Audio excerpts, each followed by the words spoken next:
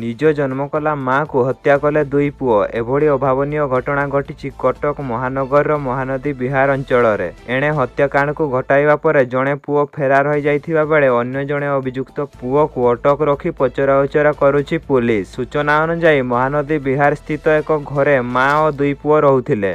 आज सकाळे दुई पुओ मिसी माँ को गला काटी हत्या करथिले। पाख पड़ोशी मार चित्कार शुणी कौन घटिला बोली जानिबाकु चाहिबा बेलकु घरे महिलांक रक्ताक्त मृतदेह पड़िथिबा देखिबाकु पाइथिले। पड़ोशी माने एने पुलिस को खबर देइथिले। पुलिस पहुंची घटनार तदंत करुछि। तेबे काहेकि दुई पुओ मिसी एभली जघन्य कांड कले ताहा स्पष्ट होई नाही। अभियुक्त पुओ ठारू किछि सुराक मिलिबो बोली पुलिस आशा रखिछि। तेबे फेरार पुओ को खोजिबा काम आरंभ करिछि पुलिस। एही घटना स्थानीय अंचल रे चांचल्य खेलाई देइछि। एमिति घटना दुई पुओ मिसी किपरि करि पारिले निज मां को हत्या करि देइथिले। एपरि घटना जेबे बंद हबो आम भारत स्वाधीन हबो।